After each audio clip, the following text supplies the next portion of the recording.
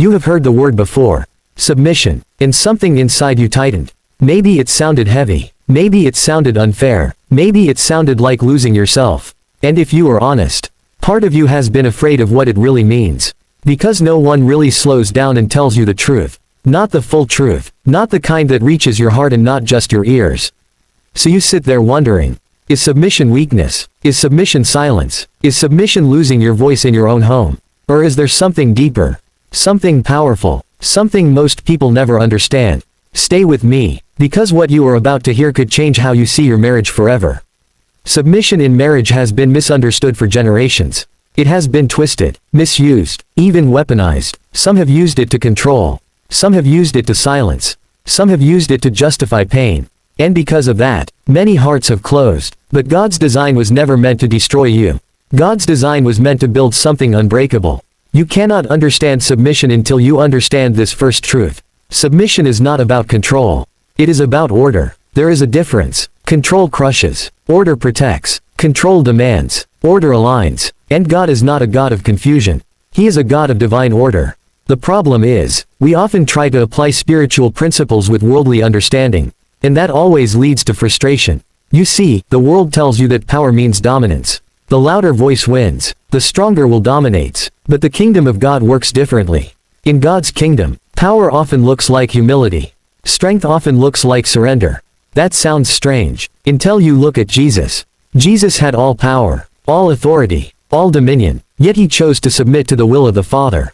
Listen to this, not my will, but yours be done. That is not weakness. That is the highest form of strength. So when you hear the word submission, do not think small. Do not think inferior. Think Christ. Because submission begins with him. And here is what most pastors do not tell you clearly enough. Submission is mutual before it is directional. Let that sink in. Before God ever spoke about wives submitting to husbands, he first spoke about something deeper.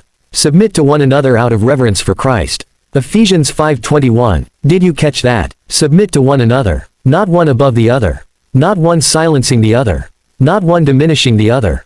Mutual honor. Mutual respect. Mutual surrender to God first. If that foundation is missing, everything else becomes distorted. Because submission without love becomes oppression. Submission without respect becomes resentment. Submission without Christ becomes bondage. And that is not God's plan for you. Now let us go deeper. The verse everyone quotes, "Wives, submit yourselves unto your own husbands, as unto the Lord." Ephesians 5:22. This is where many conversations stop. But it should never stop there. Because the very next instruction is even heavier. Husbands, love your wives, just as Christ loved the church and gave himself up for her. Ephesians 5:25. Do you understand what that means? Christ did not dominate the church. He died for the church. He sacrificed. He served. He covered. He protected. So if submission feels like a burden, ask yourself this question: is love present in the same measure? Because when a man truly loves like Christ, submission does not feel like losing. It feels like resting in safety. But here is the reality most people avoid. Not every marriage reflects that ideal. Not every husband leads with Christ-like love.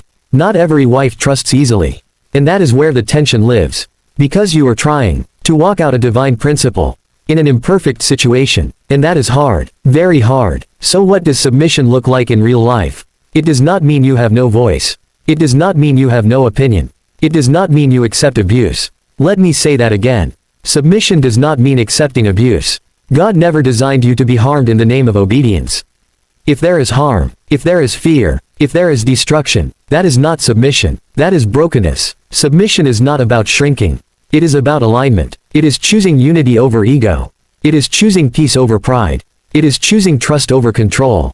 And yes, sometimes it is difficult, because your flesh wants to fight. Your pride wants to win. Your emotions want to react. But submission calls you higher. It calls you to respond, not react. It calls you to trust God, even when you do not fully understand your spouse. And that is where the real battle is. Not between you and your partner, but between your faith and your fear.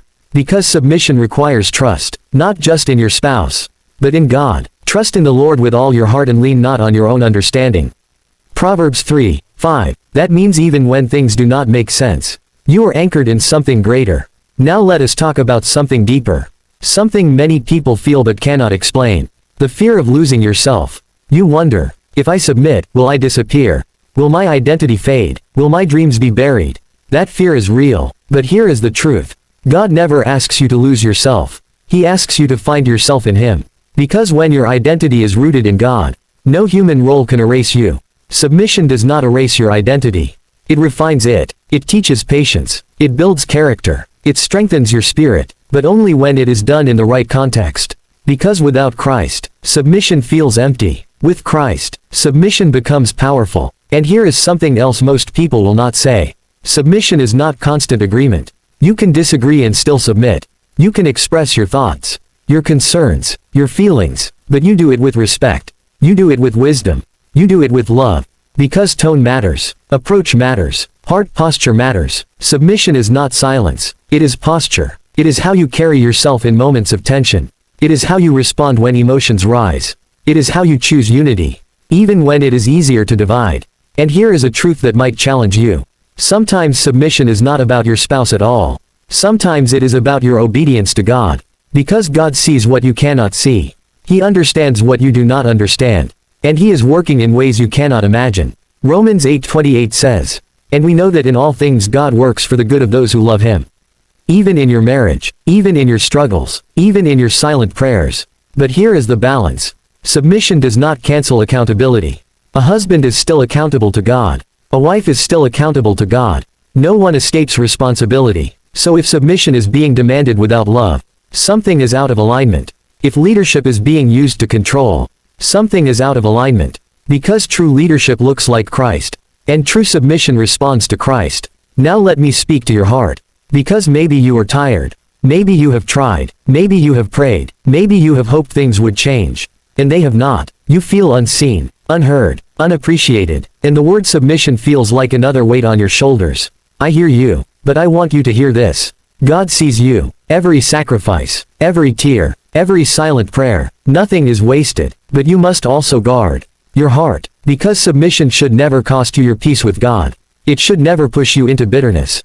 It should never harden your heart. Because once your heart hardens, connection dies. So what do? You stay rooted in God. You build your strength in Him. You set boundaries where necessary. You seek wisdom. You do not walk blindly. Because even Jesus walked with wisdom.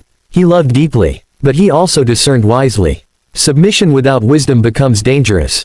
But submission with wisdom becomes powerful.